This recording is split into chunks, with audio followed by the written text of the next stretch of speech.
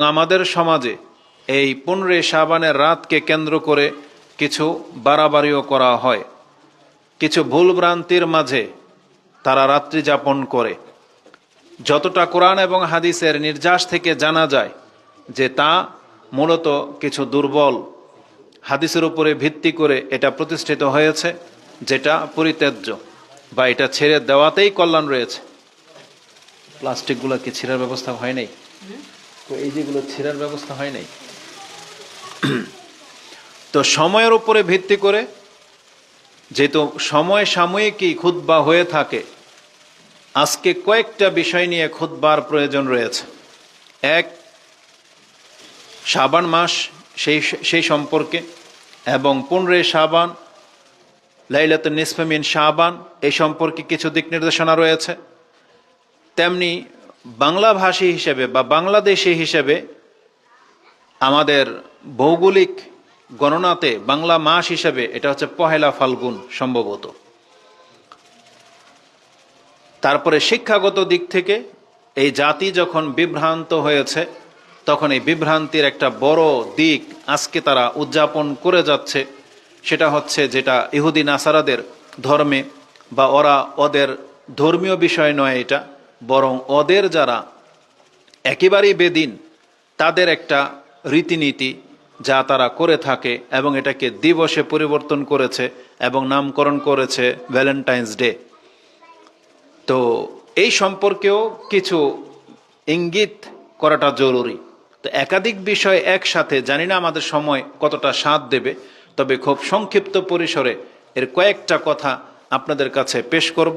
প্রথমত, আমরা শাবান মাস সম্পর্কে কিছুটা আলোকপাত করি, যদিও আপনারা সেটা জানেন যে শাবান মাসে রাসূলুল্লাহ সাল্লাল্লাহু আলাইহি ওয়াসাল্লাম তার পছন্দনীয় একটা বিষয় ছিল, তিনি অধিক মাত্রায় তিনি শাবান মাসে সিয়াম পালন করতেন। এই সম্পর্কে 4-5টা হাদিস রয়েছে। আমি এখান থেকে 2-3টা হাদিস আপনার কাছে পেশ করি। আয়েশা রাদিয়াল্লাহু তাআলা আনহা তিনি বর্ণনা করেছেন, তাকুল কানা আহাব্বা শুহুরি ইলা রাসূলিল্লাহি সাল্লাল্লাহু আলাইহি ওয়াসাল্লাম আই ইয়াসুমাহু শাবান। রাসূলুল্লাহ সাল্লাল্লাহু আলাইহি ওয়াসাল্লামের কাছে পছন্দনীয় ছিল যে তিনি শাবান মাসে সিয়াম রাখতে থাকতেন, সুম্মা ইয়াসিলুহু বিরামাদান, এবং তিনি এই সিয়াম রাখতে রাখতে গিয়ে রমজানের সাথে সাক্ষাৎ করতেন, মানে রমজানে উপনীত হতেন এই শাবান মাসের সিয়াম রাখা অবস্থায়। মানে এত বেশি তিনি সিয়াম রাখতেন, বরং তিনি বলেছেন বাল কানা ইয়াসিলুহু বিরামাদান, বরং তিনি রমজান পর্যন্ত পৌঁছে যেতেন এই সিয়াম রাখতে রাখতে। এই হাদিসটি মুসনাদে আহমদে 25,548 রয়েছে, এবং আবু দাউদের মধ্যে সিয়ামের অধ্যায়ে আপনি 2,431-এ, নাসাইতে হাদিসটি সিয়ামের অধ্যায়ে রয়েছে 2,350 নম্বরে আপনি পেয়ে যাবেন যে রাসূলুল্লাহ সাল্লাল্লাহু আলাইহি ওয়াসাল্লাম তিনি শাবান মাসের অধিকাংশ দিনগুলোতে তিনি সিয়াম রাখা পছন্দ করতেন। বলা যায় প্রায় সব কটা দিনই তিনি সিয়াম রাখতেন। ইমাম মুসলিম রাহিমাহুল্লাহ তিনি তার কিতাবে সিয়ামের অধ্যায়ে হাদিস এনেছেন। এটাও আয়েশা রাদিয়াল্লাহু তাআলা আনহা থেকে। তিনি বলেন, সামা আন নবী, তাকে জিজ্ঞাসা করা হয়েছে, সালতু আয়েশাতা আন সাওমিন নবী সাল্লাল্লাহু আলাইহি ওয়াসাল্লাম। আয়েশা রাদিয়াল্লাহু তাআলা আনহাকে রাসূলুল্লাহ সাল্লাল্লাহু আলাইহি ওয়াসাল্লাম ব্যক্তিগত সিয়াম সম্পর্কে জিজ্ঞাসা করা হলে তিনি বলেন, ফাকালাত কানা ইয়াসুমু শাবানা কুল্লাহ, কানা ইয়াসুমু শাবানা ইল্লা কালিলা। রাসূলুল্লাহ সাল্লাল্লাহু আলাইহি ওয়াসাল্লাম তিনি পুরো শাবান মাস সিয়াম পালন করতেন। এটার ব্যাখ্যায় তিনি নিজেই করতেছেন, কানা ইয়াসুমু শাবানা ইল্লা কালিলা। রাসূলুল্লাহ সাল্লাল্লাহু আলাইহি ওয়াসাল্লাম খুব অল্প কয়েকদিন বাকি রেখে পুরো শাবান মাসেই তিনি সিয়াম পালন করতেন। এটা ছিল রাসূলুল্লাহ সাল্লাল্লাহু আলাইহি ওয়াসাল্লামকে ব্যক্তিগতভাবে আয়েশা রাদিয়াল্লাহু তাআলা আনহা যেভাবে পেয়েছেন। ঠিক তার আরেকজন স্ত্রী উম্মাহাতুল মুমিনিন, তিনি উম্মে সালামা রাদিয়াল্লাহু তাআলা আনহা, তিনি বর্ণনা করেছেন, ক্বালাত মা রাআইতুন নাবিয়্যা সাল্লাল্লাহু আলাইহি ওয়াসাল্লাম ইয়াসুমু শাহরাইনি মুতাতাবিআইনি ইল্লা শাবানা ওয়া রমাদান। রাসূলুল্লাহ সাল্লাল্লাহু আলাইহি ওয়াসাল্লামকে আমি আমার ব্যক্তিগত জীবনে কখনোই 2 মাসকে জোড়া করে সিয়াম রাখতে দেখিনি, তবে যেই মাস দুইটাকে তিনি জোড়া করে সিয়াম রাখতেন তা হলো শাবান এবং রমাদান। তার মানে এমন হয় না যে রজব ও শাবান বা রমজান ও শাওয়াল বা শাওয়াল ও জিলকাদা বা জিলহাজ বা মুহররম বা সফর, এইভাবে হয় নাই। শুধুমাত্র জোড়া করে যদি রাসূলুল্লাহ সাল্লাল্লাহু আলাইহি ওয়াসাল্লাম থেকে কোনো মাসকে একসাথে সিয়াম রাখতে দেখা গেছে, তাহলে সেটা হচ্ছে শাবান এবং রমাদান। রমজান মাসের পুরো মাসে আমরা সিয়াম পালন করি, এটা তো আমরা সবাই জানি। তাহলে শাবান মাসের এত বেশি সিয়াম রাসূলুল্লাহ সাল্লাল্লাহু আলাইহি ওয়াসাল্লাম রাখতেন যে মনে হচ্ছে যে পুরো মাস ভরে তিনি সিয়াম পালন করতেছেন, যেটা ওই ব্যাখ্যা মুসলিমের হাদিসে রয়েছে, যেটা ইমাম মুসলিম 26-12 মানে 2612 নম্বর হাদিসে আপনি পেয়ে যাবেন, যে রাসূলুল্লাহ সাল্লাল্লাহু আলাইহি সাল্লামের সিয়াম সম্পর্কে আয়েশা রাদিয়াল্লাহু তাআলা আনহা তিনি নিজেই ব্যক্ত করেছেন, কানা ইয়াসুমু শাবানা ইল্লা কালিলা, তিনি অল্প কিছু দিন বাকি রেখে বাকি সব দিনই তিনি শাবান মাসের সিয়াম পালন করতেন। তো এই হাদিসে উম্মে সালামা থেকে, হাদিসটি ইমাম তিরমিজি কোট করেছেন 736, আপনি পেয়ে যাবেন যে রাসূলুল্লাহ সাল্লাল্লাহু আলাইহি ওয়াসাল্লাম শাবান এবং রমজান এই 2 মাস সিয়াম পালন করতেন। এই হাদিস থেকে আমরা যেটা জানলাম যে শাবান মাসের সবচেয়ে গুরুত্বপূর্ণ করণীয় সুন্নাহ হচ্ছে অধিক মাত্রায় সিয়াম পালন করা। দেখতে দেখতে আজকে 14 দিন পার হয়ে চলে যাচ্ছে, জানি না আমাদের কার তকদিরে কতটা সিয়াম আমরা জড়ো করতে পেরেছি। বাকি যেই দিনগুলো আছে আমাদেরকে চেষ্টা করতে হবে যে অন্তত পক্ষে কয়েকটা সিয়াম আমরা যেন রেখে নিতে পারি। এটার আরেকটা হিকমা হলো, এক তো এটা রাসূলুল্লাহ সাল্লাল্লাহু আলাইহি ওয়াসাল্লামের সুন্নাহ, দ্বিতীয়ত হচ্ছে নিজেকে অভ্যস্ত করে নেয়া, যে রমজানের আগে যেমন আমরা প্রত্যেক ফরজ সালাতের পূর্বে যেমন সুন্নাহ নফল আদায় করে থাকি, এতে কি হয় আমাদের তন্দ্রা চলে যাবে, এতে আমাদের অ্যাক্টিভিটি বেড়ে যাবে। যারা কেরাত করেন তারা যদি আগে একটু রিহার্সেলের মতো করে কোরআন পড়ে নেয়, তারপরের উচ্চারণটা একবারে ক্লিয়ার হবে। তো নামাজ, ফরজ নামাজের ঘাটতি পুরা করার জন্যই কিন্তু সুন্নাহ এই প্রচলন করা হয়েছে, যাতে করে আপনার অনীহা, আপনার গাফিলতি অনেকটাই লাঘব হয়ে যায়, যাতে ফরজ আপনার তাকবীরে তাহরিমার সাথে ছুটে না যায়। এই জন্যই কিন্তু সুন্নাহ নফলগুলো রাসূলুল্লাহ সাল্লাল্লাহু আলাইহি ওয়াসাল্লাম প্রপারলি করে দেখিয়েছেন। তা রমজান মাস হচ্ছে গুরুত্বপূর্ণ, রমজানের প্রথম রমজান, এটাও আমাদের জন্য অত্যন্ত গুরুত্বপূর্ণ। কিন্তু আপনার যদি সিয়াম রাখে নিজেকে অভ্যস্ত না করেন, তাহলে প্রথম রমজান আপনি একেবারে অকেজু হয়ে যাবেন, যেটা আপনার 11 মাস আপনার অভ্যাস নাই।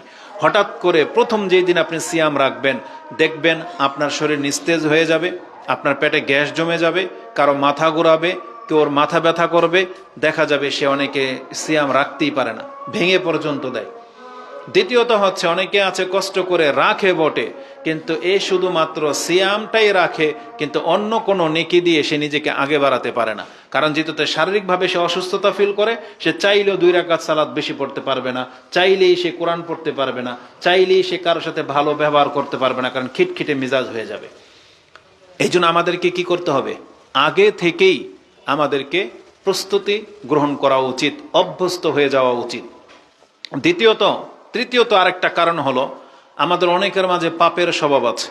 আমরা মিথ্যা বলি, আমরা হাসি ঠাট্টা তামাশা করি, আমরা অন্যকে ঠকাই, আমরা হয়তো মোবাইলে যা খুশি তা দেখি।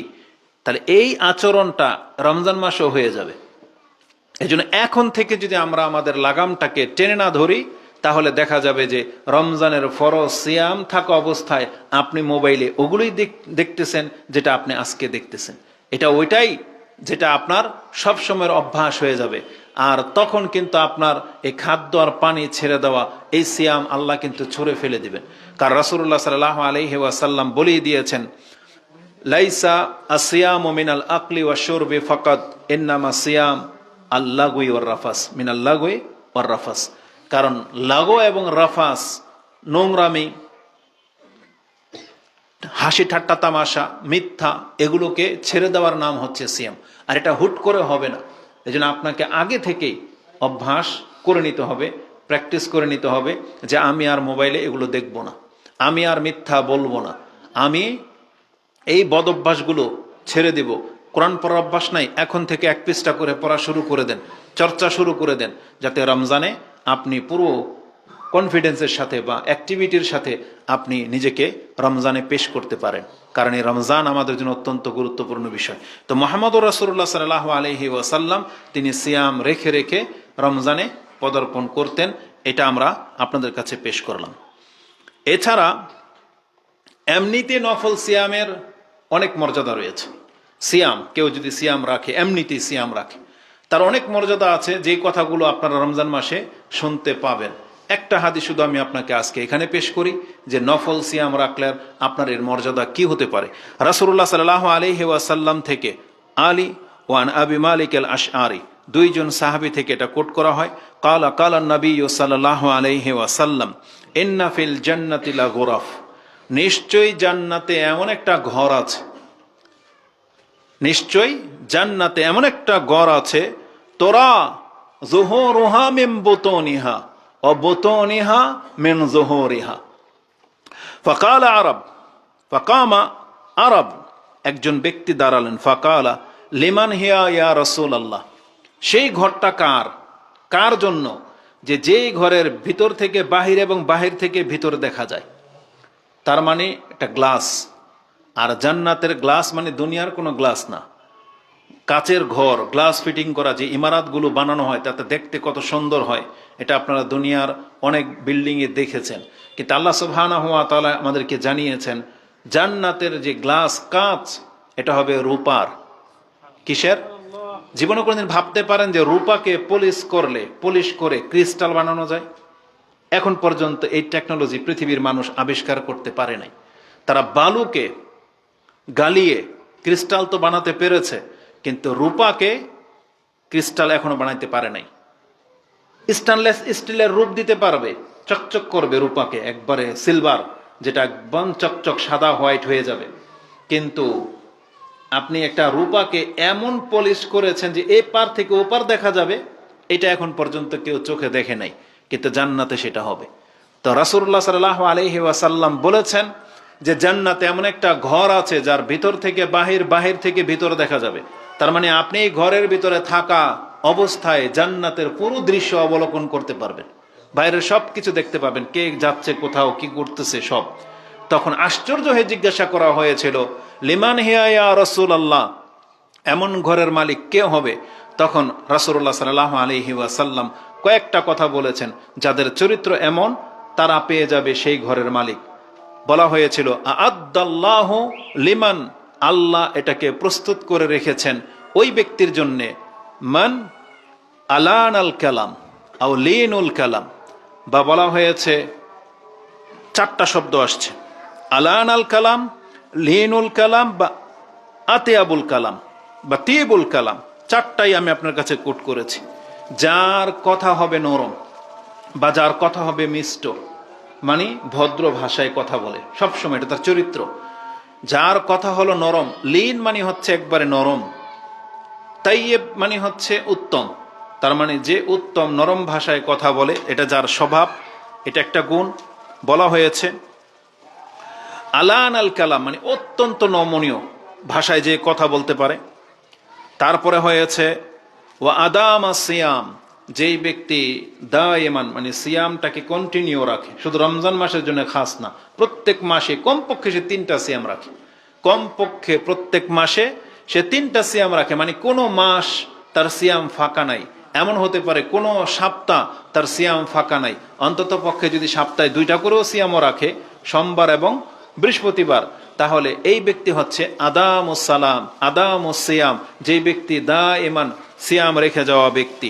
বা আরেকটা শব্দ হচ্ছে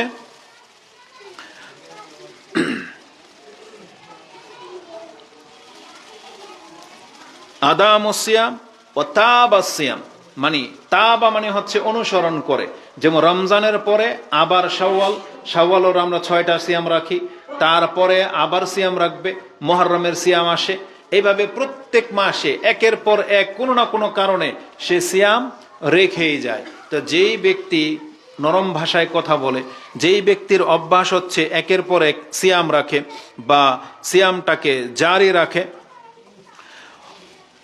ওয়াসাল্লা বিল্লাইলি ওয়ান নাসু নিয়াম, আরেকটা বর্ণনা আসছে ওয়াসাল্লা লিল্লাহি বিল্লাইলি ওয়ান নাসু নিয়াম, সে আল্লাহর জন্য সালাত আদায় করে এমন সময় যখন মানুষ ঘুমিয়ে থাকে আর সে জেগে সালাত আদায় করতেছে। আরেকটা কি বলা হয়েছে, ওয়া আফশাস সালাম, আর যেই ব্যক্তি সালামের প্রসার ঘটায়, মানে সে সবাইকে চিনুক না চিনুক, ছোট বড়, ঘরে প্রবেশ করার ক্ষেত্রে যে কোনো সময় সে সালাম দেয়, এইরকম চরিত্র যাদের, ওই ঘরটা আল্লাহ সুবহানাহু ওয়া তাআলা তাদের জন্য বরাদ্দ রেখেছেন। তাহলে এই হাদিসটি রয়েছে তিরমিজিতে 2 জায়গায় পাবেন, 1984 এবং 2527, মুসনাদে আহমদে 22905, ইবনে আবি শাইবা তিনি 25743, রাওয়াহুল বাইহাকি ফি শুআবুল ঈমানেও রয়েছে। তো এই 4টা কিতাবের মধ্যে মিশকাতেও আছে হাদিসটি, 1232 এবং 1233 নম্বরে এই হাদিসটা বর্ণনা করা হয়েছে। তো তাতে আমরা জানলাম, যেই ব্যক্তি নরম ভাষায় কথা বলে, যেই ব্যক্তি একের পর এক সিয়াম পালন করে, যেই ব্যক্তি রাতে সালাত আদায় করে, এটা যাদের চরিত্র, তাদের জন্য জান্নাত তো রয়েছে এবং জান্নাতে বিশেষ একটা ঘর তাকে দেওয়া হবে বলে এই সুসংবাদ তাকে দেওয়া হয়েছে। এটা অত্যন্ত গুরুত্বপূর্ণ। এই জন্য আমরা যে যতটা পারি আমরা সিয়াম পালন করব। এটা ছিল শাবান মাসের করণীয় সম্পর্কে, যেটা আজকে 14 শাবান, আর আজকে রাত হবে 15 শাবানের রাত, যেই রাতকে হাদিসের ভাষায় লাইলাতুন নিসফে মিন শাবান, মানে এমন একটা রাত যেটা শাবান মাসের মধ্য রজনী, 15 শাবানের রাত। এটার আরবি বলা হয়েছে লাইলাতুন নিসফে মিন শাবান, মানে 15 শাবানের রাত, বাংলায় হয় মধ্য রজনী, শাবানের মধ্য রজনী বা 15 শাবানের রাত। তারপরে বলা হয়েছে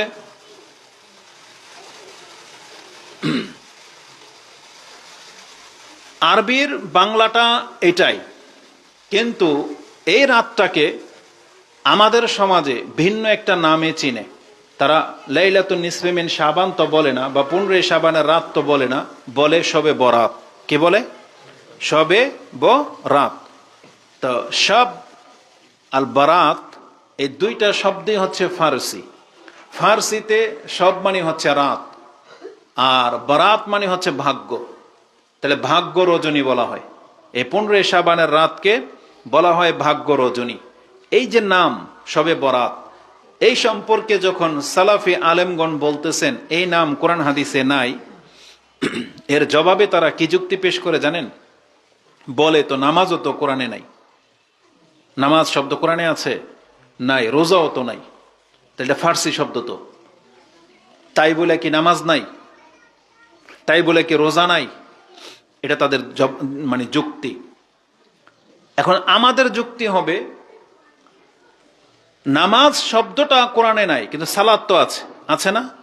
তাহলে সালাতের অর্থ মানুষ বাংলা কি জানে? নামাজ। যদিও নামাজ ফার্সি শব্দ, বাংলা কি?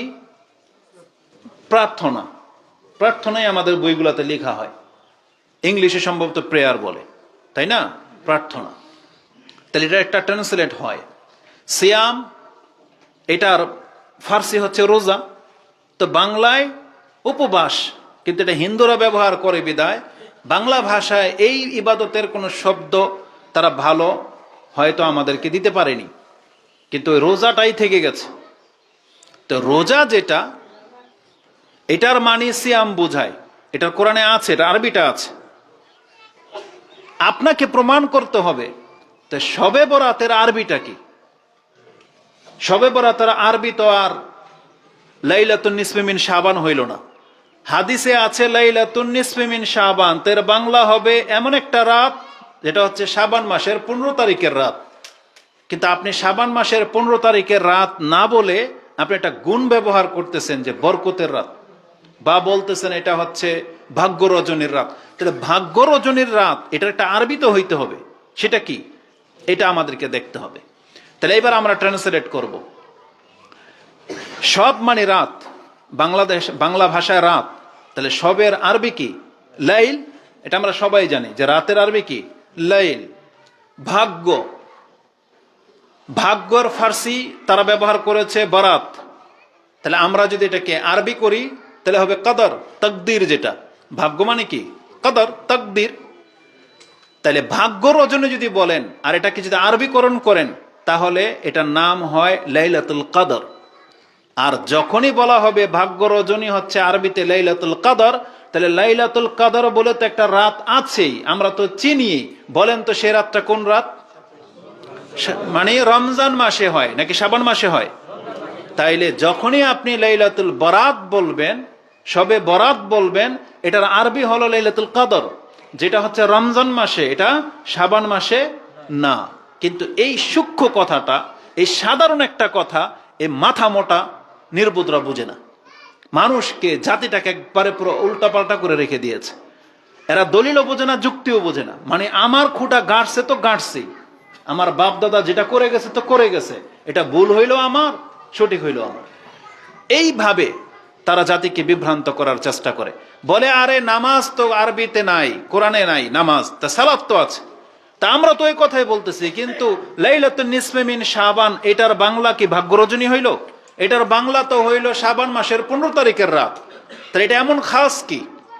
এটা গেল শব্দগত একটা ব্যাখ্যা যেটা তারা করে থাকে। তারা নিছক আপনাদেরকে ধোঁকা দিতে চেয়েছে। এরা কি করে এই রাতটাকে বহাল রাখার জন্য, যখন ওই যে আমরা বলি না যে নাসিরউদ্দিন আলবানী রাহিমাহুল্লাহ এটাকে হাসান বলেছেন, তখন ওই হাদিসকে আমরা গ্রহণ করি, তখন এরা বলে যে দেখেন এরা সুবিধাবাদী, এরা কখনো কখনো কখনো নাসিরউদ্দিন আলবানীকেও গ্রহণ করে না।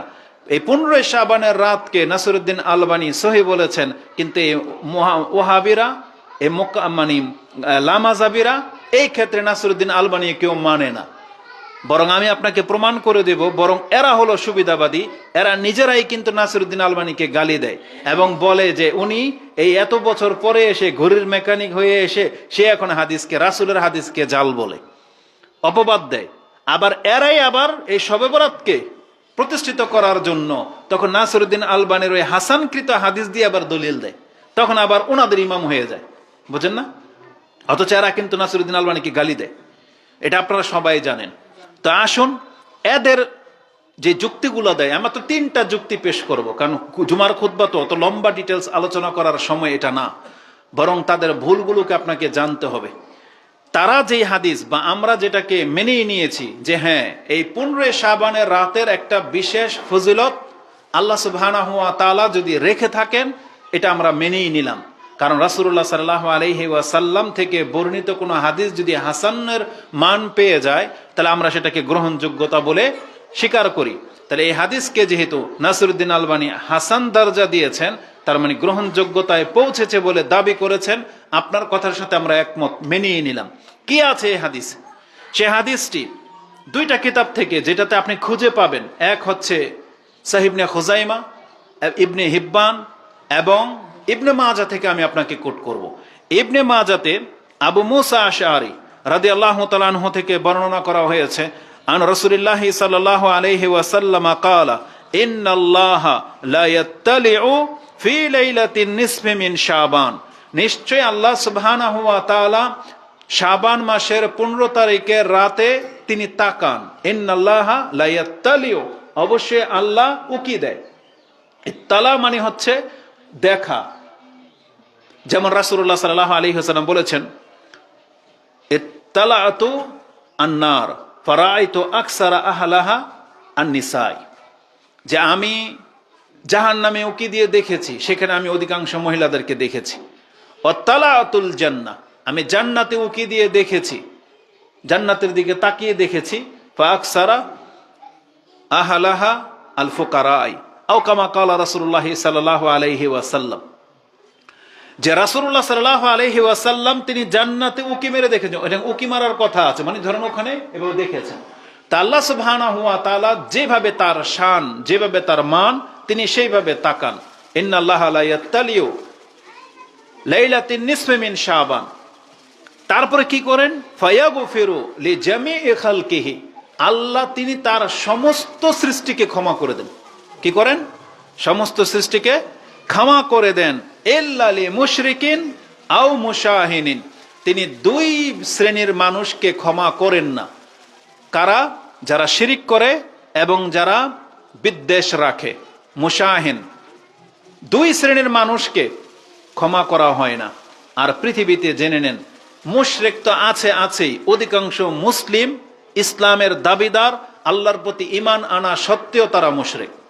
আল্লাহ সুবহানাহু ওয়া তাআলা কোরআনে সেটা বলেছেন, যেটা আপনি সূরা ইউসুফের 106 নম্বর আয়াতে পেয়ে যাবেন, যে আল্লাহ বলেছেন, ওমা ইউমিনু আকসারুহুম বিল্লাহি ইল্লা ওয়া হুম মুশরিকুন। পৃথিবীতে অধিকাংশ মানুষ আল্লাহর প্রতি ঈমান আনার দাবি করে বটে, কিন্তু তারা হচ্ছে মুশরিক। তাহলে যারা মুশরিক, আমরা বলি না তারা কারা, আমাদের মধ্যে এমন কেউ আছেন বলে এটা আমরা দাবি করি না। আমরা বরং আল্লাহর কাছে আশ্রয় চাই শিরিক থেকে। আল্লাহ, আমরা তোমার কাছে আশ্রয় চাচ্ছি, তুমি আমাদেরকে জানা এবং অজানা সমস্ত শিরিক থেকে তুমি আমাদেরকে আশ্রয় দান করো, বলেন আমিন। তাহলে যেই ব্যক্তি শিরিক করে, এই ব্যক্তি ক্ষমা পাবে না। আর যেই ব্যক্তি বিদ্বেষ রাখে, সেই ব্যক্তিকে ক্ষমা করা হবে না। এই হাদিসটা ইবনে মাজাতে কোট করা হয়েছে, 1390-তে রয়েছে, এবং সেম কথাটাই সহিহ ইবনে হিব্বানের মধ্যে রয়েছে, যেখানে 5666-তে আপনি মুয়াজ বিন জাবাল রাদিয়াল্লাহু তাআলা আনহু থেকে পেয়ে যাবেন। সেখানে আরেকটু বাড়তি রয়েছে যে মুশাহিনিন কানা বাইনাহু ওয়া বাইনা আখিহি শানা, যে তার ভাইয়ের সাথে বিদ্বেষ রাখে, এমন ব্যক্তিকে ক্ষমা করা হয় না। তাহলে এই হাদিসটাকে আমরা ধরেই নিলাম সহি, মেনেই নিলাম, এটা আমরা মানিও, বলিও আপনাদেরকে যে আল্লাহ সুবহানাহু ওয়া তাআলা তাকাবেন এবং আমাদেরকে ক্ষমা করে দিবেন। এখন এই হাদিস থেকে আপনি কি শিখলেন বলেন? আপনারা প্রত্যেকে খুব ভালোভাবে লক্ষ্য করেন। আল্লাহ সুবহানাহু ওয়া তাআলা 15 শাবানের রাতে যদি তাকায়, তাকেই যদি সবাইকে ক্ষমা করে দেয়, এটা কার কাজ বলেন? কার কাজ এটা? আল্লাহর কাজ। এখানে আমাদের কোনো কাজ আছে? আমাদের কোনো কাজ নাই। আমাদের কাজ এই রাত আসার আগে আমাদের কাজ কি বলেন তো? শিরিক না করা আর বিদ্বেষ না রাখা, এই দুইটা আমাদের কাজ না? ধরেন আজকের দিনের বেলায়, আজকে যদি আমরা বিদ্বেষ মুক্ত থেকে থাকি, আজকে যদি আমরা মুশরিক না হয়ে থাকি, তাহলে আজকের সন্ধ্যাটা আমাদের জন্য একটা সুসংবাদ যে আল্লাহর পক্ষ থেকে আমাদেরকে ক্ষমা করে দেয়া হবে। তাহলে আমাদের কাজ আগে করতে হবে। সেটা কি? আমাদেরকে দেখাইতে হবে যে আল্লাহ, আমরা তাওহীদবাদী, আমরা শিরিক করি না তোমার সাথে, আমরা একত্বে বিশ্বাসী। দ্বিতীয়ত, আপনাকে দেখাইতে হবে যে আল্লাহই জমিনে আমার কারো সাথে কোনো বিদ্বেষ নাই। এটা যেই ব্যক্তি প্রমাণ করতে পারবে, এই ব্যক্তিকে আল্লাহ ক্ষমা করে দিবেন আজকে, তাই না? এখন এই দাবি যে করতে পারবে, আপনার জন্য ক্ষমা। এখানে কিন্তু আপনাকে সারা রাত জেগে থাকতে বলা হয় নাই, এখানে আপনাকে কবরস্থানে যেতে বলা হয় নাই, রুটি হালুয়া কিছু বানাইতে বলা হয় নাই, সিয়ামও রাখার কথা নাই, কিচ্ছু নাই। শুধু আপনাকে বলা হয়েছে আপনি শিরিক মুক্ত থাকেন, বিদ্বেষ মুক্ত থাকেন। এই দুটো আপনার কাজ, আর আপনার রবের কাজ আল্লাহর পক্ষ থেকে ক্ষমা করে দেওয়া হবে। এই হাদিসের ভিত্তিতে আমরা এটা পেলাম। আপনি এখন প্রমাণ করবেন, তাহলে আপনি ওই যে হালুয়া রুটি এই হাদিসে কোথায় পেলেন? আপনি যে বানান কিসের ভিত্তিতে? ওটা আপনার কাছে প্রশ্ন। দ্বিতীয় জবাব আসেন, তারা বলে যে রাসূলুল্লাহ সাল্লাল্লাহু আলাইহি ওয়াসাল্লাম তিনি এই রাত্রে কবর জিয়ারত করেছেন, সেই জন্য তারা কবর জিয়ারত করে, লাইটিং করে। আমাদের নারায়ণগঞ্জের মনে করেন যে কবরস্থানগুলোর এমন করছে, যদি এখন, কারণ যেটা আমাদের নারায়ণগঞ্জের মেয়র ছিল শিয়া, একটা শিয়া আকীদাপন্থী মহিলা, আইবি, চিনেন সবাই তাকে, সে কিন্তু মূলত শিয়া, একেবারে চরম মাপের শিয়া। 5টা মসজিদ করেছে, তার মধ্যে একটা নাম হচ্ছে পাক পঞ্চাতন। পাক পঞ্চাতন বোঝেন? পাক তো বোঝেন, পাক মানে কি? পবিত্র। পাঁচ তন, তন এটাও আমি যদিও ফার্সি বুঝি না অত, কিন্তু অতটা তো ওই যে মিডিয়াতে দেখে দেখে তো কিছুটা বুঝি। মন, তন, ধন। ধন মানে হচ্ছে সম্পদ, মন মানে হচ্ছে যেটা ভিতরে থাকে, আর তন মানে হচ্ছে এই দেহ। তো পাঁচ তন, 5টা পবিত্র দেহ। এটা কাদের কাছে 5টা পবিত্র দেহ বলেন তো? শিয়ারা এটা বিশ্বাস করে, 5-এ পঞ্চতন। কি সেটা? মুহাম্মদ সাল্লাল্লাহু আলাইহি সাল্লাম, ফাতেমা, আলী, হাসান, হোসাইন। এখানে এই মূর্খ মহিলাকে যদি জিজ্ঞেস করা হয় রাসূলুল্লাহ সাল্লাল্লাহু আলাইহি সাল্লামের মেয়ে কয়জন ছিল, এ বলতে পারবে না। কারণ যারা 5-এ পঞ্চতনে বিশ্বাসী, এরা হয়তো শুধু ফাতেমা রাদিয়াল্লাহু তাআলা আনহাকেই চেনে। রাসূলুল্লাহ সাল্লাল্লাহু আলাইহি ওয়াসাল্লামের যে ছেলেও ছিল, আরো মেয়েও যে ছিল, এই শিয়াপন্থীরা সেটা জানেও না মনে হয়, কারণ এরা শুধু ফাতেমা রাদিয়াল্লাহু তাআলা আনহাকেই চিনে। দ্বিতীয়ত, রাসূলুল্লাহ সাল্লাল্লাহু আলাইহি ওয়াসাল্লামের হাসান হোসেন যেমন নাতি ছিল, তেমনি উমামা জাইনাব রাদিয়াল্লাহু তাআলা আনহার ঘরের মেয়ে উমামা তো ছিল, কিন্তু জীবনে নামও শুনে নাই হয়তো যে রাসূলুল্লাহ সাল্লাল্লাহু আলাইহি সাল্লামের একটা নাতনি ছিল যার নাম ছিল উমামা। আর আপনি জানেন যেমন হাসান হোসাইনকে রাসূলুল্লাহ সাল্লাল্লাহু আলাইহি সাল্লাম পছন্দ করতেন, ভালোবাসতেন, ঠিক উমামা রাদিয়াল্লাহু তাআলা আনহাকেও রাসূল সাল্লাল্লাহু আলাইহি সাল্লাম অনেক বেশি ভালোবাসতেন। তার স্ত্রী খাদিজা রাদিয়াল্লাহু তাআলা আনহার একটা হার যেটা রাসূলুল্লাহ সাল্লাল্লাহু আলাইহি ওয়াসাল্লাম পছন্দ করতেন, সেটা জাইনাব রাদিয়াল্লাহু তাআলা আনহাকে দেওয়া হয়েছে। বা আরেকটা হার যেটা গনিমতের মাল হিসেবে রাসূল সাল্লাল্লাহু আলাইহি ওয়াসাল্লামের ভাগে পড়েছে।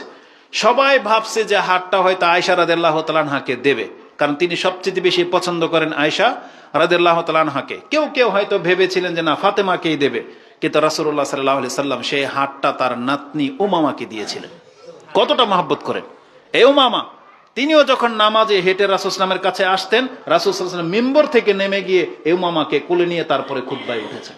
এটা শুধু হাসান হোসেনের সাথেই ঘটে নাই, এটা উমামা রাদিয়াল্লাহু তাআলা আনহার সাথেও রাসূলুল্লাহ সাল্লাল্লাহু আলাইহি ওয়াসাল্লাম এমনটা করেছেন। তাহলে তাদেরকে আপনি বাদ করে দিলেন, আবু বকরকে বাদ করলেন, ওমরকে বাদ করলেন, উসমান রাদিয়াল্লাহু তাআলা আনহুম আজমাইন তাদেরকে বাদ করলেন, যেখানে রাসূলুল্লাহ সাল্লাল্লাহু আলাইহি ওয়াসাল্লাম বলেছেন আল্লাহ যদি আমাকে খলিল হিসেবে গ্রহণ না করতেন, তাহলে আমি যদি মানুষের মধ্য থেকে কাউকে খলিল হিসেবে গ্রহণ করতাম, তাহলে আমি আবু বকরকে খলিল হিসেবে গ্রহণ করতাম। আর আপনি তাকে লিস্ট থেকে বাদ দিয়ে দিলেন। তো এটা হচ্ছে একবারে শিয়াপন্থী। এ যা করেছে মানে লাইটিং করে, যদি এরা ক্ষমতায় থাকতো তাহলে মনে করেন যে একবারে আতশবাজি শুদ্ধা মনে হয়তো করতো। তা আল্লাহ সুবহানাহু ওয়া তাআলা উত্তম বিচারক, এবং আমরা মনে করি বাংলার জমিন থেকে ইনশাআল্লাহ একটা সময় শিরকের সাথে বিদআতগুলোকে উৎখাত করে দেওয়ার মতো আল্লাহ জেনারেশন তৈরি করবেন ইনশাআল্লাহ। তো আল্লাহ সুবহানাহু ওয়া তাআলা আমাদেরকে হেফাজত করুন এদের এই চক্রান্ত থেকে। এরা যেই হাদিসের উপরে ভিত্তি করে শবে বরাত পালন করে যে রাতে নামাজ পড়ো দিনে সিয়াম রাখো, এটা মূলত ইবনে মাজাতে রয়েছে। ইমাম ইবনে মাজা তিনি তার 1388-তে এই হাদিস কোট করেছেন। আলী রাদিয়াল্লাহু তাআলা আনহু থেকে বর্ণনা করা হয়ে থাকে যে রাসূল এটা বলেছেন, যে তিনি কি বলেছেন, ইযা কানাত লাইলাতুন নিসফি মিন শাবান কুমু লাইলাহা ওয়া সুমু নাহারাহা, যখন 15 শাবানের রাত আসবে তখন তোমরা রাতে কিয়াম করবে এবং দিনে সিয়াম পালন করবে। কেননা ফা ইন্নাল্লাহা ইয়ানজিলু ফিহা লিগুরুবি শামসি ইলা সামাঈদ দুনিয়া, এবং আল্লাহ সুবহানাহু ওয়া তাআলা বলেন আলা মিন মুস্তাগফিরিন লি ফাআগফির লাহু আলা মুস্তারজিকিন আরযুকাহু আলা মুবতালান ফাআফিয়াহু আলা কাযা হাত্তা ইয়াতলুল ফজর। মানে মাগরিবের পর থেকে আল্লাহ প্রথম আকাশে এসে ডাকতে থাকেন, কে আছো রিজিক চাও আমি তোমাকে রিজিক দেব, কে আছো বিপদে আছো আমি তোমার বিপদ মুক্ত করব, কে আছো তুমি আমার কাছে কিছু চাইছো আমি তোমাকে তা দেব। মানে যার যেটা প্রয়োজন আল্লাহ দেওয়ার জন্য আহ্বান করতে থাকেন ফজর পর্যন্ত। এই হাদিসের ব্যাখ্যা আমরা করব না। আসুন, এক তো হাদিস হচ্ছে জাল পর্যায়ের, নাসিরউদ্দিন আলবানী একটা হাকিকে বলেছেন যায়িফুন জিদ্দান, অত্যন্ত দুর্বল। আরেক বর্ণনায় আসছে মওদু, এই হাদিস হচ্ছে জাল হাদিস, তার মানে সহিহ নেই হাদিস, মওদু। এই হাদিসের দুই জায়গার মধ্যে বিচ্ছিন্নতা আছে, এবং এই হাদিসের দুইজন রাবী সম্পর্কে বলা হয়েছে এদেরকে আমরা চিনি না। মানে অজ্ঞাত ব্যক্তির থেকে এই হাদিস বর্ণনা করা হয়েছে, যে সনদের মধ্যে এটা বড় ত্রুটি, যার ফলে এটাকে গ্রহণযোগ্য হাদিস হিসেবে গ্রহণ করা যায় না, এটা তারা বলেছেন। কিন্তু আমরা তাদের জবাবটা একটু ভিন্নভাবে আপনাকে দিতে চেয়েছি। আব্দুল ইবনে মুবারক রাহিমাহুল্লাহকে এই হাদিস যখন জিজ্ঞাসা করা হয়েছে তখন তিনি বলতেছেন ইয়া দাঈফ, এটা তার দুর্বল হাদিস, যে আল্লাহ এক রাত্রে শুধু প্রথম আকাশে আসে, আর তুমি জানো না আল্লাহ সুবহানাহু ওয়া তাআলা তো প্রত্যেক রাতে প্রথম আকাশে আসে। বুঝেন, আল্লাহ প্রত্যেক রাকাতে প্রথম আকাশে আসে। আপনি জানেন না সেটা বুখারী এবং মুসলিমের হাদিস। রাসূলুল্লাহ সাল্লাল্লাহু আলাইহি ওয়াসাল্লাম থেকে আবু হুরায়রা রাদিয়াল্লাহু তাআলা তিনি বলেন ক্বালা তুফতাহু আবওয়াবুল জান্নাহ। এটা একটু পরে বলবো, ওই হাদিসটা বলে নেই, যে আল্লাহ সুবহানাহু ওয়া তাআলা যে প্রত্যেক রাতে প্রথম আকাশে আসে সেটা আগে বলি। তিনি বলছে ইয়া দাঈফ লাইলাতান নিসফি মিন শাবান ওয়াহিদা, শুধুমাত্র 15 শাবানের রাতে আল্লাহ প্রথম আকাশে আসে, বরং আল্লাহ সুবহানাহু ওয়া তাআলা ইয়ানজিলুল্লাহু ফি কুল্লি লাইলাতিন, তিনি তো প্রত্যেক রাতে আসে। তারপর তিনি হাদিস দিয়ে তাকে জবাব দিয়েছিলেন যে ইয়ানজিলু রাব্বুনা তাবারাকা ওয়া তাআলা কুল্লা লাইলাতিন হিনা ইয়াবকা সুলুসাল লাইলিল আখিরা, যে যখন রাতের শেষ অংশ বাকি থাকে তখন আল্লাহ প্রত্যেক রাত্রেই প্রথম আকাশে আসেন এবং ওই কথাগুলোই বলতে থাকেন যেটা ওই শাবান মাসের হাদিসে রয়েছে। আর এই হাদিস হচ্ছে ইমাম মুসলিম এবং ইমাম বুখারী কোট করেছেন। মুসলিমে হাদিসটা 1657 রয়েছে, বুখারীতে হাদিসটি 7494 রয়েছে। তাহলে যেই হাদিসে আছে যে প্রত্যেক রাত্রে আল্লাহ সুবহানাহু ওয়া তাআলা আসেন, সেটাকে আপনি এক রাত্রের জন্য খাস করে দিবেন, এটা এমন কি ব্যাপার? এটা গেল একটা। দ্বিতীয়ত আছে, আল্লাহ সুবহানাহু ওয়া তাআলা যদি শাবান মাসের 15 তারিখের রাতে যদি আপনাকে ক্ষমা করে দেয়, তারা তো আবার যুক্তি খুব ভালো বোঝে।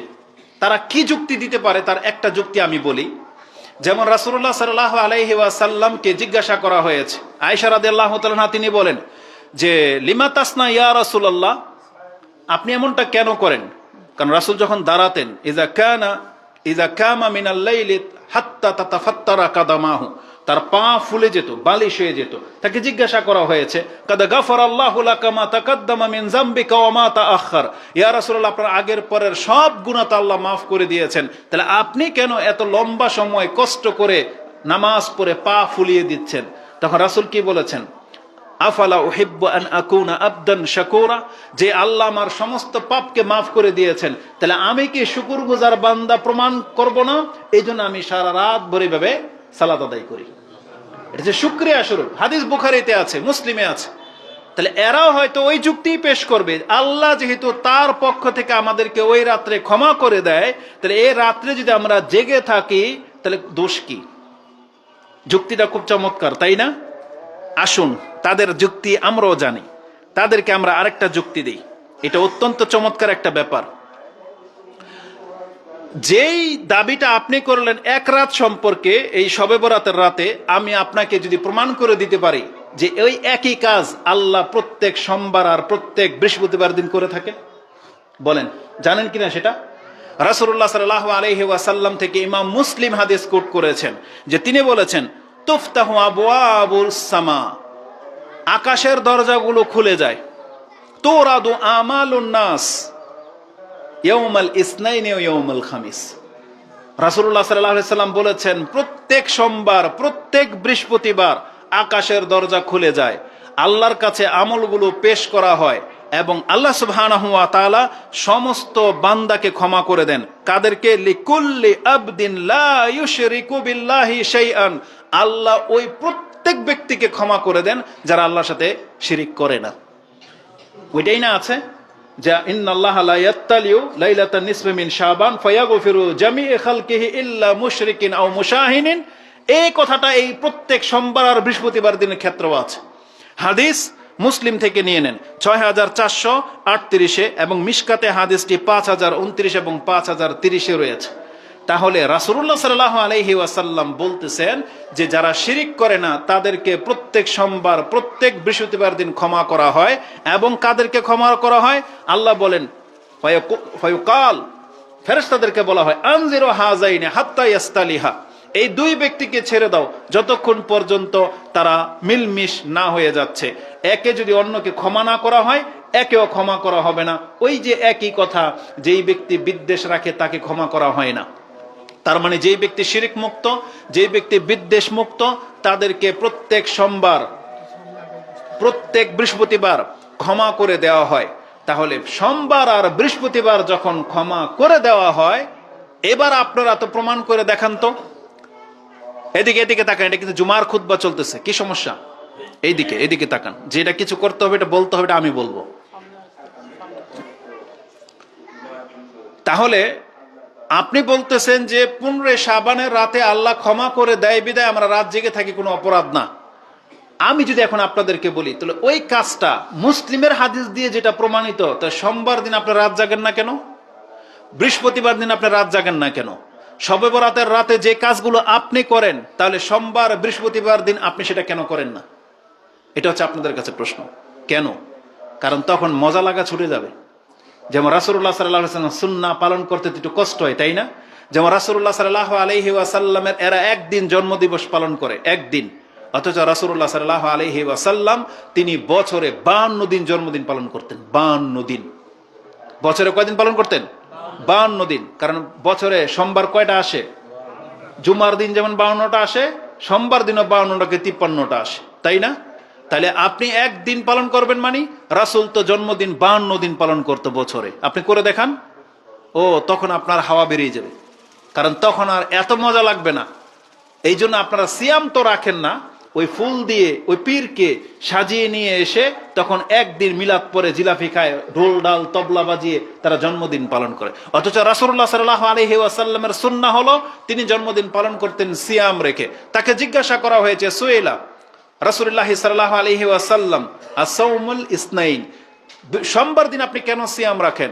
তখন রাসূল বলেছেন, যাকা ইয়াউমুন উলিদতু ফি ওয়া উনজিলা আলাইয়া ফি, এটা হচ্ছে এমন দিন যেই দিনে আমি মুহাম্মদ জন্মগ্রহণ করেছি এবং এই দিনই আমাকে নবী করা হয়েছে। এই জন্য রাসূল সাল্লাম শুকরিয়া স্বরূপ সোমবার দিন সিয়াম পালন করতেন। তার মানে দেখেন নবীদের সাথে তাদের অনুসারীদের কাদের মিল, যারা সিয়াম রাখে।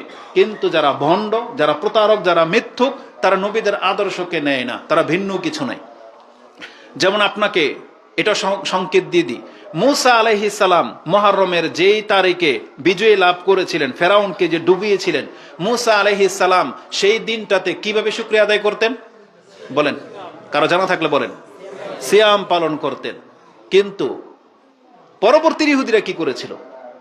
তারাও রাসূল সাল্লামের যুগ পর্যন্ত সিয়াম রাখার প্রমাণ পাওয়া যায়। রাসূল সাল্লাম মদিনায় যখন আসছে দেখছে যে তারাও সিয়াম পালন করে, বলছে কেন তোমরা সিয়াম পালন করো? তারা বলেছিল ইয়াউমুন আযীম, যালিকা ইয়াউমুন হাযা ইয়াউমুন আযীম, এটা হচ্ছে মহান দিন।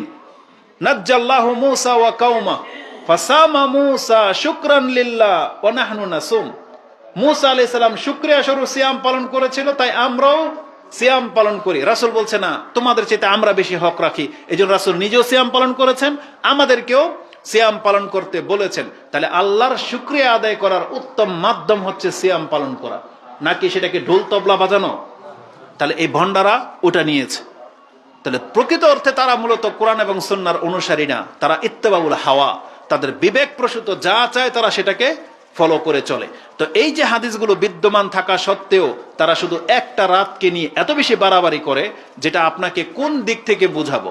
আমাদের বর্তমান যুগের একজন লেটেস্ট পীর এ তো বলতেছে যে ইবনে কাসিরে আছে, ইকরামা রাহিমাহুল্লাহ বলছে যে কোরআন শবে বরাতের দিন নাজিল হয়েছে। বুঝেন? এ কিন্তু তাফসীর পড়েছে, তাফসীর ইবনে কাসির ওই কথা আছে, কিন্তু ইবনে কাসির রাহিমাহুল্লাহ সম্মানের সাথে যে কথাটা বলেছে এটা গ্রহণ করে নেই, এটা আবার লুকাইছে।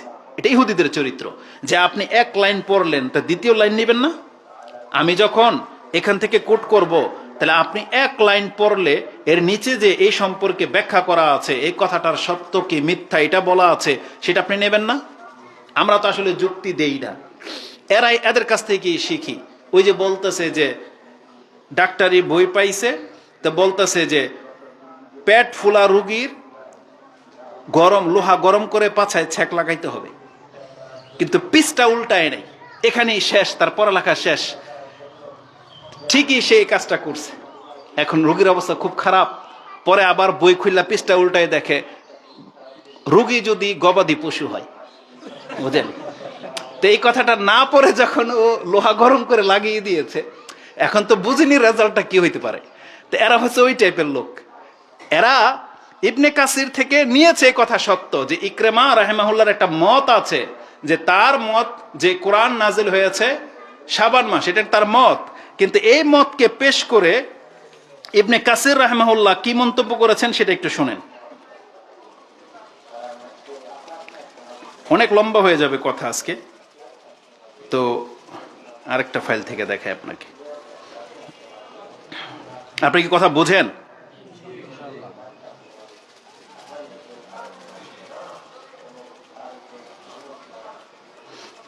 এই কথাটা খুব জরুরি, এটা আপনাকে দেখাই দিই, না হলে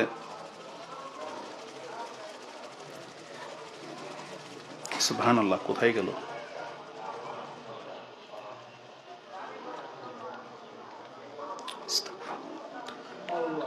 কানা বাইনাহু ওয়া বাইনা আখিহি শাহনা।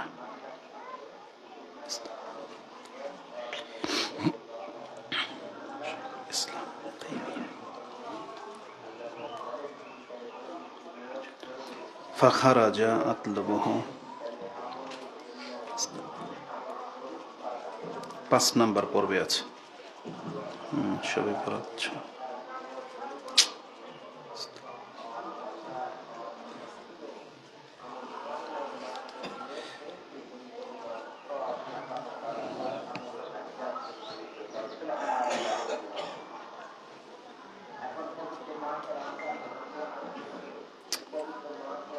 আচ্ছা, একটু পরে এটা বেরোবে, আমি পড়তে পড়তে এটা আসবে ইনশাআল্লাহ, সামনেই আসবে।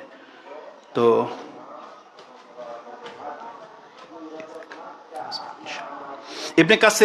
ইবনে কাসির থেকে এটা বেরোবে। তিনি বলেছেন, যেই ব্যক্তি বলবে যে কোরআন নাজিল হয়েছে শাবান মাসে, ফাকাদ আবাদা আন-নাজা, তিনি বলেছেন সে হক থেকে অনেক দূরে।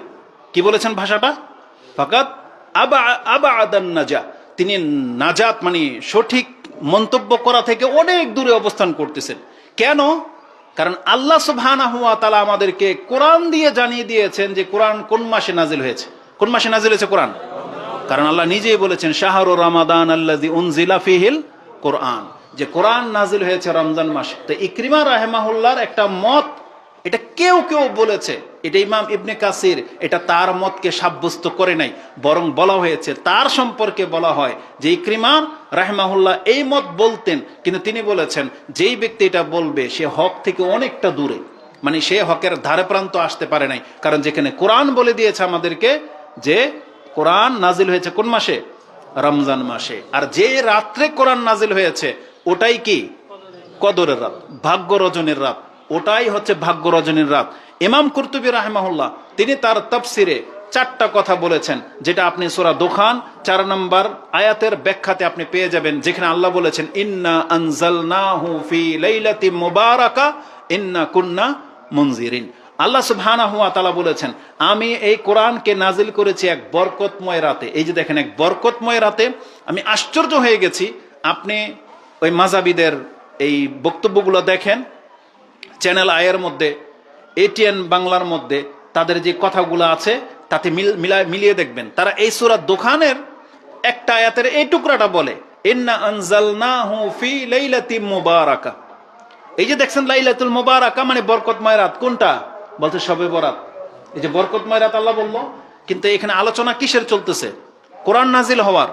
কারণ কোরআন নাজিল হওয়া সম্পর্কে ইন্না আনজালনাহু, এই যে আল্লাহ যে বলেছেন আমি একে নাজিল করেছি, হু এই যমিরটা কিসের? এই হুটা হচ্ছে কোরআনের হু। আল্লাহ বলছে ইন্না আনজালনাহু, আমি এটাকে নাজিল করেছি। কখন? এমন এক রাতে, লাইলাতিন মুবারাকা, যে রাতটা হচ্ছে বরকতময় রাত। এই একই আয়াতকে আল্লাহ সুবহানাহু ওয়া তাআলা কদরের সূরার মধ্যে এইভাবে বলে নাই ইন্না আনজালনাহু ফি লাইলাতিল কদর। তাহলে লাইল পর্যন্ত ঠিক আছে, তারপরের শব্দটা আছে মুবারাকা, আর কদরের মধ্যে আছে কদর, তাহলে একই তো কথা। ইমাম কুরতুবী রাহিমাহুল্লাহ এই আয়াতের তাফসিরে তিনি উল্লেখ করেছেন যে এই রাতের 4টা নাম। কয়টা নাম? 4টা। কি কি? লাইলাতুল কদর, লাইলাতুল মুবারাকা, যে নাম দুটা কোরআন দ্বারা সাব্যস্ত, এবং এই সূরাগুলোর মধ্যে যে কথা ব্যক্ত করা হয়েছে তাতে তিনি আরেকটা নাম উল্লেখ করেছেন, সেটা হচ্ছে লাইলাতুস সাক, মানে ইয়াউমুস সাক বলা হয়েছে। সাক, সাক মানে হচ্ছে যে এটা চেক পাস করার রাত, মানে বাজেট পাস করার রাত। এবং এই রাত্রের আরেকটা নামকরণ করা হয়েছে লাইলাতুল বারাআত, এই রাতটা হচ্ছে মুক্তির রাত। তার মানে আল্লাহ সুবহানাহু ওয়া তাআলা অসংখ্য মানুষকে এই রমজান মাসে মুক্ত করে না প্রত্যেক রাতে? তাহলে কদর রাত্রে অসংখ্য মানুষকে আল্লাহ সুবহানাহু ওয়া তাআলা মুক্ত করেন এবং ওখানে ভাগ্য লিপিবদ্ধ করা হয়। এই জন্য ওই রাতটাকে লাইলাতুস সাক বলা হয়েছে। এই 4টা নাম হলো লাইলাতুল কদরের, কিন্তু এরা ওই 4টা নামের মধ্য থেকে একটা লাগিয়ে দিয়েছে এই শবে বরাতকে। আরেকটা পয়েন্ট শুধু উল্লেখ করব, কারণ যেহেতু অনেক লম্বা হয়ে যাচ্ছে, আরেকটা পয়েন্ট শুধু উল্লেখ করব, কবর জিয়ারতের বিষয়টা, তারপরে আজকের বক্তব্য শেষ করে দিব। তারা বলে যে এই রাত্রে রাসূলুল্লাহ সাল্লাল্লাহু আলাইহি ওয়াসাল্লাম কবর জিয়ারত করেছেন। হাদিস কোথায় আছে? বলতেছে হাদিস মুসলিমে আছে। দেখেন, হাদিস মুসলিমে আছে বলেছে, ইবনে মাজাতে আছে। তো তারা হাদিস যেটা ইবনে মাজা থেকে পেশ করে সেটা আমি আপনার কাছে পেশ করি। আয়েশা রাদিয়াল্লাহু তাআলা আনহা তিনি বলেন, ফাকাত্তু রাসূলুল্লাহ সাল্লাল্লাহু আলাইহি ওয়াসাল্লাম ইয়াওমান, কোন এক রাতে আমি রাসূল সাল্লাল্লাহু আলাইহি ওয়াসাল্লামকে হারিয়ে ফেললাম। তার মানে আমার বিছানায় দেখি রাসূল নাই। তখন তিনি বললেন ফাখারাজতু আতলুবু, আমি তাকে খোঁজার জন্য বেরোলাম। ফাইজা হুয়া বিল বাকি, তিনি বাকি কবরস্থানের মধ্যে তাকে পেলাম। রাফিউন রাসাহু ইলাস সামা, তিনি আকাশের দিকে মাথা উঁচু করে আল্লাহর কাছে দোয়া করতেছেন, মানে কিছু বলতেছেন। ফাকালাত, তখন তিনি আমাকে দেখে বলতেছে আকুন্তি তাখাফিন, তুমি কি এই ভয় পাও যে আইয়া হিফাল্লাহু ওয়া রাসূলুহু, যে আল্লাহ এবং তার রাসূল তোমার উপর কোনো জুলুম করবে? তার মানে তো আল্লাহর রাসূলের চরিত্র এরকম, তুমি কি এরকম কিছু সন্দেহ করো? তখন আয়েশা রাদিয়াল্লাহু তাআলা তিনি বলেন কুলতু ইয়া রাসূলুল্লাহ, না আমি এরকম কোনো সন্দেহ করিনি, তবে ইন্নী জানান্তু, আমার ধারণা হয়েছে আনতা বাদা নিসাইকা, আপনি মনে হয় আজকে আমার পালা, কিন্তু আমাকে রেখে অন্য স্ত্রীর ঘরে আপনি গিয়েছেন, এটা আমার সন্দেহ হয়েছিল, এই জন্য আমি ঘর থেকে বের হয়ে আসছি। তখন রাসূলুল্লাহ সাল্লাল্লাহু আলাইহি ওয়াসাল্লাম আমাকে সংবাদ দিলেন, কালা ইন্নাল্লাহ আযজা ওয়া জাল, আল্লাহ সুবহানাহু ওয়া তাআলা আমাকে এটা জানিয়েছেন, ইয়ানজিলু লাইলাতান নিসফি মিন শাবান, আল্লাহ শাবান মাসের মধ্য রজনীতে তিনি অবতরণ করেন, ইলা সামাঈদ দুনিয়া, দুনিয়ার প্রথম আকাশে, ফায়াগফিরু লিআকসারি মিন আদাদি শারি গানামিন কালবিন, কালব গোত্রের বকরির পালের মধ্যে যত পশম থাকে এর চাইতেও বেশি মাত্রায় আল্লাহ তার সৃষ্টির মধ্য থেকে অসংখ্য সৃষ্টিকে ক্ষমা করে দেন। সুবহানাল্লাহ, ঠিক ছিল যদি হাদিস সহি হইতো, কিন্তু হাদিস তো সহি না। এই হাদিস বর্ণনা করেছেন ইবনে মাজাহ, হাদিস 1389। এই হাদিস ইমাম তিরমিজিও কোট করেছেন 739, এবং ইমাম তিরমিজি নিজে তার উস্তাদ ইমাম বুখারী রাহিমাহুল্লাহকে জিজ্ঞাসা করেছেন। ইমাম বুখারী রাহিমাহুল্লাহ তিনি বলেন হাজাল ইউদাইফু হাজাল হাদিস, মানে ইমাম মুহাম্মদ, মানে ইমাম বুখারী রাহিমাহুল্লাহ মুহাম্মদ বিন ইসমাইল, তিনি এটাকে কি বলেছেন? ইউদাফা হাজাল হাদিস, তিনি এটাকে যায়েফ বলেছেন। কেন? ওয়াকালা, তিনি বলেছেন ইয়াহইয়া ইবনু আবি কাসির লাম ইয়াসমা মিন উরওয়া, তার মানে দুইজন ব্যক্তির বর্ণনার এর মধ্যে রয়েছে যে একজন তার নাম থেকে শুনেছে, ওরওয়া থেকে শুনেছে বলেছে, দাবি করেছে, ইমাম বুখারী বলেছেন এটা সত্য নয়, কারণ সে ওরওয়া থেকে কথা শোনে নাই। দ্বিতীয়ত হচ্ছে ওয়াল হাজ্জাজ ইবনু আরতাহ লাম ইয়াসমা মিন ইয়াহইয়া ইবনু আবি কাসির, তার মানে দুইজন ব্যক্তির এখানে গ্যাপ, তাদের সাথে সাক্ষাৎ হওয়া প্রমাণিত হয় না। ইমাম বুখারী রাহিমাহুল্লাহ তাহকিক করে বলতেছেন এ হাদিস সহি না। এ হাদিস কি না? সহি না। তাহলে ইমাম বুখারী নিজে যখন বলেছেন এ হাদিস সহি না, আর এই দুর্লভ কিতাব আপনাকে খুঁজে বেড়াতে হবে না। ইমাম তিরমিজি রাহিমাহুল্লাহ তিনি তার তিরমিজিতে কত নম্বর হাদিস বললাম? 739 মধ্যে তিনি হুকুম লাগিয়ে দিয়েছেন যে হাদিস সহি না। তারপর আপনি কবর জিয়ারত করবেন। দ্বিতীয়ত হচ্ছে এই হাদিসের জবাব আমি আপনাকে সহি হাদিস দিয়ে দিব, কারণ শুধু যুক্তিতে কাজ চলে না, দলিল লাগবে। রাসূলুল্লাহ সাল্লাল্লাহু আলাইহি ওয়াসাল্লাম শুধু ওই শাবান মাসের 15 তারিখের রাতেই কবর জিয়ারতে যান নাই, বরং আপনাকে প্রমাণ করে দেব যে রাসূলুল্লাহ সাল্লাল্লাহু আলাইহি ওয়াসাল্লাম প্রত্যেক রাত্রি কবরস্থানে যেতেন, প্রত্যেক রাতে। এই মর্মে স্পষ্ট হাদিস রয়েছে, ইমাম মুসলিম কোট করেছেন আয়েশা রাদিয়াল্লাহু তাআলা আনহা থেকে। আয়েশা রাদিয়াল্লাহু তাআলা আনহা তিনি বলেন কালাত কানা রাসূলুল্লাহ সাল্লাল্লাহু আলাইহি ওয়াসাল্লাম কুল্লামা কানা লাইলাতুহা মিন রাসূলিল্লাহ সাল্লাল্লাহু আলাইহি ওয়াসাল্লাম, যখনই রাসূলুল্লাহ সাল্লাল্লাহু আলাইহি ওয়াসাল্লামের ভাগে আমার রাত আসে তখন তিনি আমার কাছে আসেন, এবং আমার কাছে থাকা অবস্থায় যতগুলো রাত তাকে আমি পেয়েছি প্রত্যেক রাতে ইয়াখরুজু মিন আখিরিল লাইলি ইলাল বাকি, রাসূল সাল্লাল্লাহু আলাইহি ওয়াসাল্লাম সব সময় তাহাজ্জুদের সময়, মানে রাতের শেষ অংশে তিনি বাকি কবরস্থানে যেতেন, এবং সেখানে গিয়ে তিনি দোয়া করতেন এই ভাষায়, ফায়াকুল আসসালামু আলাইকুম দারা কওমি মুমিনিন, হে মুমিনদের দ্বার, মানে ঘরগুলো, তোমাদের উপরে সালাম বর্ষিত হোক। ওয়া আতাকুম মা তুআদুনা গাদান মুআজ্জালান, গতকালকে তোমাদের সাথে যে ওয়াদা করা হয়েছিল আজকে সেটা বাস্তবায়িত হয়ে গেছে। তার মানে আমাদের সবার সাথে আজকে কি ওয়াদা করা হচ্ছে? যে আমরা কালকে থাকবো না, মানে একদিন আমাদেরকে মরতেই হবে। তাহলে যেদিন আমরা মরে যাব ওই দিন এটা বাস্তবায়ন হবে কিনা? তার বলছে তোমাদের সাথে যে ওয়াদা করা হয়েছিল গতকালকে আজকে এটার বাস্তবায়ন হয়ে গেছে, মুআজ্জালান মানে তোমাদের মৃত্যু হয়ে গেছে। ওয়া ইন্না ইনশাআল্লাহু বিকুম লালাহিকুন, আর অবশ্যই খুব শীঘ্রই আমরাও তোমাদের সাথে এসে মিলিত হব, এটা তিনি কবরবাসীর উদ্দেশ্যে বলতেন। তারপরে বলতেন আল্লাহুম্মা গফিরলি আহলি হাযিহিল গারকাদ, আল্লাহুম্মা গফিরলি আহলি বাকিল গারকাদ, আল্লাহ তুমি এই কবরস্থান, বাকি কবরস্থানের মৃতদেরকে আল্লাহ তুমি মাফ করে দাও। এটা রাসূলুল্লাহ সাল্লাল্লাহু আলাইহি ওয়াসাল্লাম কবে করেছিলেন বলেন? কবে করেছিলেন এই দোয়া? প্রত্যেক রাতে। তার মানে প্রত্যেক রাতে এটা রাসূল সাল্লাল্লাহু আলাইহি ওয়াসাল্লামের স্বভাব ছিল, এটা তার রাসূলুল্লাহ সাল্লাল্লাহু আলাইহি ওয়াসাল্লামের এটা আমল যে তিনি এই মৃতদের জন্য দোয়া করতেন। আর হাদিস ইমাম মুসলিম কোট করেছেন জানাজার অধ্যায়, হাদিস হচ্ছে 2145, 2145। তারপরও আপনি দ্বিধা করেন, তাহলে আপনি জান না? আমরা তো এটাই দাবি করি যে প্রত্যেক দিন আমাদেরকে কবরস্থানে জিয়ারত করা উচিত। আমাদের বাপ মা এই মাটির নিচে শুয়ে আছে, আপনি হয়তো বছরে জীবনে একবার যান না, অথচ সে হক রাখে যে প্রত্যেক তাহাজ্জুদের সময় ফজরের আগে গিয়ে তার কবরটা একবার জিয়ারত করে আসেন, তাকে সালাম দিয়ে আসেন, তার জন্য দোয়া করে আসেন। ইনশাআল্লাহুল আজিজ বাংলার জমিনে আমি এরকম দৃশ্য দেখি নাই, তবে আমরা একটা প্রকল্প হাতে নিয়েছি। আমাদের প্রজেক্ট ইনশাআল্লাহ কবরস্থানটাকে আমরা ওইভাবে পরিবর্তন করে দেব, এইভাবে মানে প্রস্তুত করব যে আপনি রাতে 3টা বাজে গেলেও আপনার অন্তরে কোনো ভয় থাকবে না, ইনশাআল্লাহ আপনি কবর জিয়ারত করতে পারবেন। আমরা সেই আদলেই একটা কবরস্থান গড়ার চেষ্টা করব, সেখানে একটা দুব্বা গাছ জন্মাইতে দেব না ইনশাআল্লাহ। একবারে মদিনার মতো নিট এন্ড ক্লিন থাকবে, সেখানে সব রকমের ব্যবস্থা থাকবে, যেখানে গেলে আপনার ভয় লাগবে না, যেখানে গেলে তালা লাগানো থাকবে না।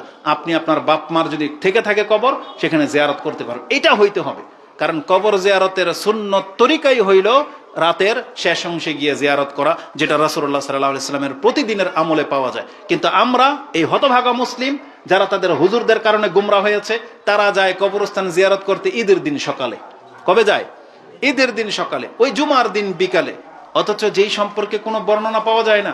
অথচ আয়েশা রাদিয়াল্লাহু তাআলা আনহা তিনি বলতেছেন রাসূলুল্লাহ সাল্লাল্লাহু আলাইহি ওয়াসাল্লাম যখনই আমার পালা পড়তেন, তিনি প্রত্যেক রাতের শেষ অংশে গিয়ে বাকি কবরস্থানে গেলে তিনি দোয়া করতেন। আর কি স্পষ্ট বর্ণনা আপনাদের প্রয়োজন? আলা কুল্লি হাল, যতগুলো কথা বলেছি ভুল ভ্রান্তি হলে আল্লাহর কাছে ক্ষমা চাচ্ছি, সঠিক হলে এটা আপনাদেরকে মানতে আমরা বাধ্য করব, যে আপনি এই কথাটা মানতে বাধ্য, কারণ কোরআন হাদিসের কথা মানতে আমরা প্রত্যেকে বাধ্য।